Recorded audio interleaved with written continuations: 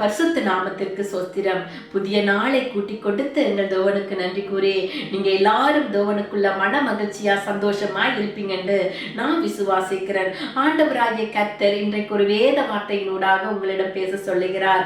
சங்கீதம் 115 அதிகாரம் 11 வசனம். கர்த்தருக்கு பயப்படுகிறவர்களே, கர்த்தரை நம்புங்கள், அவரே அவர்களுக்கு துணையும் அவர்களுக்கு கேடகமுமாய் இருக்கிறார். கர்த்தருக்கு பயப்படுகிறவர்களாக நீங்க இருந்தீங்கன்னா ஆண்டவரே உங்களுக்கு துணையும் அவரே உங்களுக்கு கேடகமுமாய் இருக்கிறாராம். நீங்க கர்த்தரை மாத்திரம் நம்பி இருங்க. உங்களோட வாழ்க்கையில என்ன கஷ்டங்கள், துன்பங்கள், வேதனைகள் வந்தாலும் நீங்க அவரை மாத்திரம் நம்பி இருக்கும் போது அவரே உங்களுக்கு அடைக்கலமாய் இருப்பார், அவரே உங்கள் கேடகமுமாய் இருப்பார். அவரை மாத்திரம் நம்பி இருக்கிறவங்க ஒருபோதும் ஆண்டவர் கைவிட்டதே இல்லை.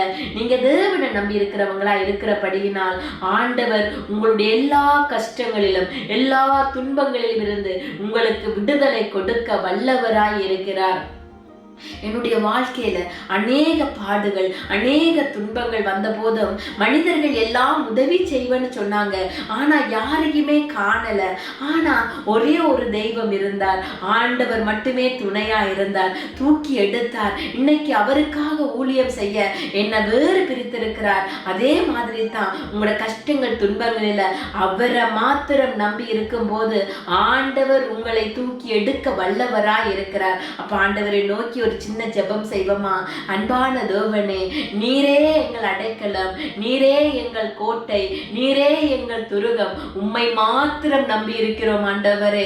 அப்பா, சூழ்நிலைகள் மத்தியிலும் என் தேவன் பெரியவர். எப்படிப்பட்ட கஷ்டங்கள் மத்தியிலும் நீங்கள் எங்களை காக்க வல்லவராய் இருக்கிறபடியினால் உம்மை மாத்திரம் நம்பி இருக்கிறோம். பாதுகாத்து கொள்ளுங்க, ஆசீர்வதிங்க. இயேசுவின் நாமத்தில் ஜெபம் கட்டி நிற்கிறோம் பிதாவே, ஆமென். நீங்கள் எல்லோரும் மிகவும் விசேஷமான நீங்க. ஆண்டவர் உங்களை ஆசீர்வதிப்பார்.